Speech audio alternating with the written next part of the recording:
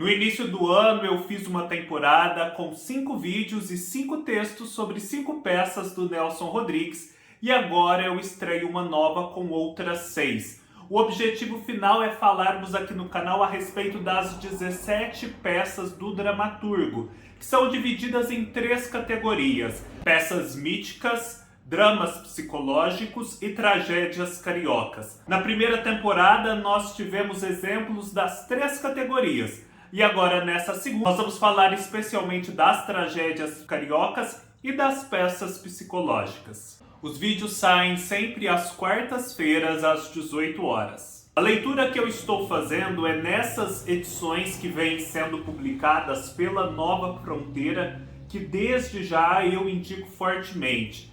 Essas edições têm um breve resumo sempre interessante da peça aqui na contracapa, uma declaração do próprio Nelson Rodrigues a respeito da peça, uma orelha escrita por alguém que já atuou, dirigiu ou gravou para o cinema peças do Nelson Rodrigues, um pós-fácil escrito por um especialista, um texto com a biografia do Nelson, além de imagens com as principais representações históricas da peça em questão. Como vocês podem ver, a diagramação é bem bacana e o preço dessas edições costuma ser excelente. Eu faço o acompanhamento dessas leituras com este livro do Sábato Magaldi, grande especialista em Nelson Rodrigues, justamente aquele que fez a clássica divisão em 3 categorias. E aqui ele comenta cada uma das 17 peças em Teatro da Obsessão. Os links para todos esses livros estarão aqui embaixo na descrição do vídeo. E comprando através deles estes livros ou outros produtos, você apoia o canal com uma porcentagem da sua compra e o seu apoio é extremamente importante. Aqui na descrição do vídeo também estarão os links para todos os vídeos a respeito de peças do Nelson que eu já fiz, para todos os textos escritos no meu blog, em que eu me aprofundo na análise, inclusive o texto que eu escrevi para Perdoa-me por Me Traíres, que é a peça que vamos comentar hoje. Ali por volta da década de 60, o Nelson Rodrigues começou a escrever as suas famosas histórias no jornal A Última Hora, intituladas A Vida Como Ela É. Essas histórias passaram a ser um laboratório para a criação artística do dramaturgo e ele então deixou um pouco de fazer aquelas peças míticas que caracterizaram tanto os anos 40, em que há um certo descolamento do tempo e do espaço, e passou a partir de 1953, com A Falecida, a tratar mais daqueles tipos e situações tipicamente cariocas que marcavam a vida como ela é. Perdoa-me por Me Traíres, portanto, é uma tragédia carioca estreada em 1957. Essa peça teve uma estreia especialmente atribulada. As peças do Nelson sempre foram caracterizadas por estreias tumultuadas, mas a dessa foi especial. A singularidade dela era que o próprio Nelson Rodrigues estava atuando como um personagem e um dos protagonistas, o tio Raul. Os 2 primeiros atos foram um sucesso, as pessoas gostaram muito, o Nelson estava empolgado.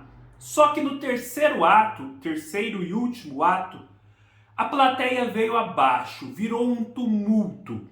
As pessoas brigavam umas com as outras, umas aplaudindo, outras vaiando a peça, umas a favor e outras contra. Até que um vereador ali da época do Rio de Janeiro, pertencente à UDN, sacou de uma pistola para brigar com um outro rapaz que estava defendendo a peça. Enquanto isso, uma senhora subiu na cadeira e lançava contra o Nelson gritos de tarado, tarado, tarado. O Nelson, analisando posteriormente essa estreia tumultuada, chegou à conclusão de que não se tratava de gostar ou não gostar da peça.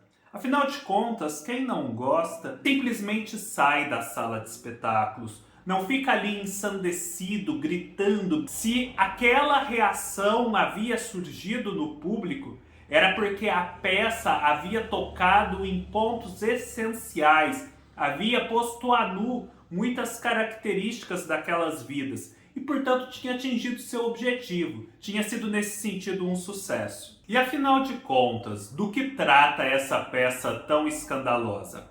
Em Perdoa-me por Me Traíres, nós temos a iniciação da personagem Glorinha na vida adulta.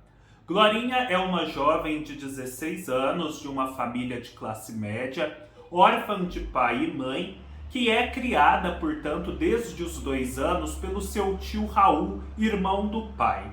Esse tio Raul exerce um controle cerrado sobre cada passo que Glorinha dá. É extremamente severo e, portanto, Glorinha morre de medo do que o tio pode fazer e dizer a respeito de suas atitudes. Ela, no entanto, está naquela fase da juventude em que a liberdade é buscada. E para buscar essa liberdade, ela decide, sob a influência de uma colega, a Nair, tomar uma atitude extremada. Ela decide se envolver com uma casa de prostituição mantida por uma mulher estrangeira, Madame Luba, onde frequentam políticos e garotas de boa família que querem descolar um dinheiro. Como a casa é frequentada por políticos de boa família e por garotas da boa sociedade, a Madame Luba tem a garantia de que nenhum escândalo acontecerá, pois os poderosos não têm interesse em que essas revelações sejam feitas. Então Nair e Glorinha vão à casa dessa Madame Luba. Glorinha tem uma primeira experiência bem desastrada nesse prostíbulo e logo que elas saem dali, a Nair, que já estava mais envolvida nesse negócio, revela a ela que engravidara e que, bancada pela Madame Luba, iria a um médico para fazer um aborto. Desesperada que ela está de morrer nesse aborto, Nair pede a Glorinha que a acompanhe e que lhe seja fiel ali até as últimas consequências. Esse aborto, previsivelmente, tem uma série de complicações. Glorinha não espera até o final, até o desfecho dessas complicações, e depois as complicações vão gerar toda uma série de consequências, entre as quais está uma conversa muito a sério com esse tio Raul, na qual o tio Raul vai colocá-la contra a parede, indagá-la sobre o que aconteceu, sua relação com Nair, e eles vão num crescendo de tensão até que o tio Raul decide lhe contar a verdade a respeito do seu passado e do passado da família. Afinal de contas, a história que era contada à Glorinha era a de que a sua mãe se suicidara após o seu pai ser internado numa clínica psiquiátrica. Porém, Raul vai revelar à sobrinha que não foi bem assim a história. Depois de contada toda a verdade e postas abaixo todas as barreiras que existiam entre Raul e Glorinha, são os dois que vão ter que resolver como será a sua relação dali em diante e resolver isso no momento em que ambos já estão envolvidos numa grande tensão. A peça é estruturada em 3 atos e tudo nela, tudo o que ocorre no presente da peça ocorre de forma muito célere, porque se passa em menos de 24 horas. No primeiro ato, nós temos esses episódios envolvendo Glorinha e Nair. Primeiro no prostíbulo de Madame Luba e depois na clínica de abortos. No segundo ato, nós temos a revelação da verdade, ou seja, a conversa entre Glorinha e o tio Raul contando as histórias sobre os pais dela. Só que não é apenas o tio Raul que conta essas histórias e nós ficamos ouvindo ele num longo monólogo. Não. Esse passado, esse flashback, ele é presentificado na ação cênica, ou seja, as recordações se tornam cenas reais e os personagens evocados de fato atuam no palco. Por fim, no terceiro ato, fim do relato, nós temos a resolução do conflito entre a Glorinha e o tio Raul. A peça toda é marcada por um clima de suspense.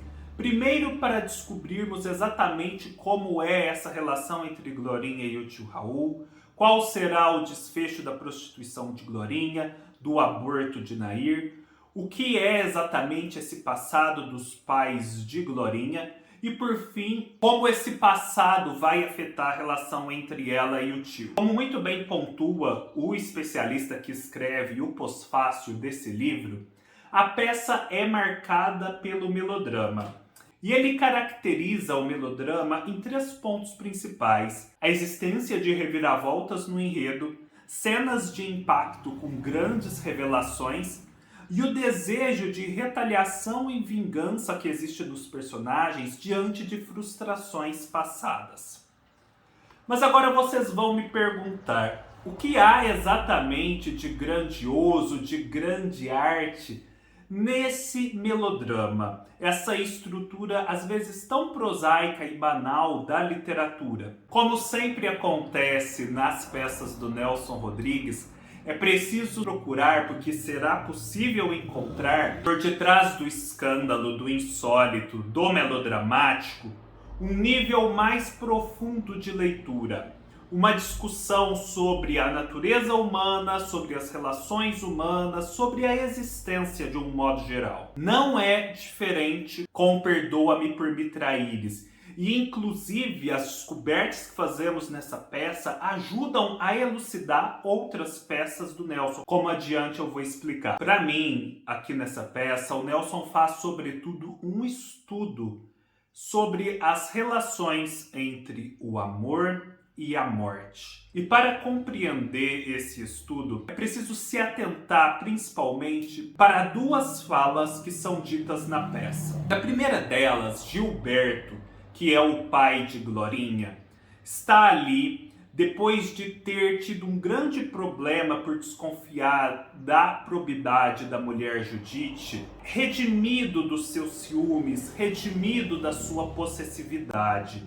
E ele agora perdoa inclusive a sua traição, por isso o título, Perdoa-me por me traíres. E ele diz a determinada altura: amar é ser fiel a quem nos trai. Antes disso, a Nair, quando vai para a clínica de abortos, tenta fazer com a Glorinha um pacto de morte. Para escapar da morte no aborto, de uma morte que ocorrerá sozinha, ela propõe que antes ela e Glorinha se matem de uma forma espetacular num cinema. E para justificar essa morte conjunta, ela mostra que morrer sozinho é o que há de mais triste.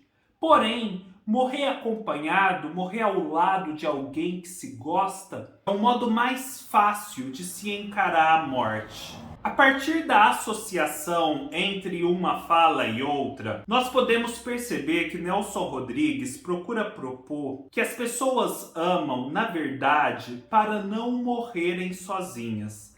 Sendo assim o amor uma forma de enfrentar a morte. A morte ao lado do ser amado, no fim das contas, talvez fosse um dos poucos instrumentos que existem para tornar a morte mais palatável. Como há um grande desespero e medo da morte, esse desespero e medo são transpostos para o campo do amor. Daí o desespero e o medo de perder o ser amado, que conduzem à possessividade desse ser. Quando esse ser falha, quando esse ser trai a confiança depositada, a reação é igualmente extremada. Daí o impulso de destruição do ser amado, o assassinato de quem é adúltero, a violência doméstica. O amor verdadeiro que é proposto por Gilberto seria assim aquele amor que admite a falha, que já se tornou consciente da falibilidade humana e consciente de que quem ama, ama para evitar a morte. E se essa pessoa trai, na verdade, ela está em busca de um amor perfeito. Ela está tentando vencer a morte de um modo cabal, coisa que talvez um amor falho não vá conseguir. Essa é uma proposta interpretativa. Aqui eu apenas estou dando uma pincelada a respeito dessas conclusões. Se vocês tirarem um tempo e lerem o meu texto, eu vou explicar detalhadamente a estrutura desse raciocínio e como eu cheguei a essas conclusões. Eu digo que essa peça fornece chaves de leitura para outras peças do Nelson, porque esse tema do pacto de morte não aparece pela primeira vez aqui. Já em Vestido de Noiva, a peça de estreia do dramaturgo de 1943, Madame Clécy e o seu namorado de 17 anos cogitam em determinada altura fazer um pacto de morte. Em Álbum de Família, há pelo menos 2 pactos de morte, entre as colegiais Glória e Teresa, e depois entre os irmãos Glória e Guilherme. Aqui também há outro motivo que depois será repetido e melhor explorado pelo Nelson Rodrigues, que é a do beijo redentor na hora da morte. Porque a Nair, uma vez que a Glorinha se recusa ao pacto de morte, pede ao menos que ela, se estiver morrendo, seja beijada no momento fatal. Esse tema será o mote de O Beijo no Asfalto, em que o atropelado do início da peça pede para o transeunte Arandir que o beije ali como um gesto final de consolação. Se você quiser saber mais a respeito das peças do Nelson Rodrigues, além de ler o texto que eu escrevi para essa peça em específico, você pode acessar o texto que eu vou deixar o link aqui embaixo, em que eu explico exatamente em que consiste a obra do Nelson Rodrigues, quais são as peças, quais são as crônicas, os romances, a obra jornalística, os ensaios, o que é publicado por cada editora, o que está ou não disponível e por aí vai. Se você gostou do vídeo, não deixe de dar o like, deixe seu comentário, se inscreva no canal, siga-me nas minhas outras redes sociais, o Scooby e o Instagram, leia-me no meu blog, todos os links estarão aqui embaixo e nos vemos numa próxima oportunidade. Até mais!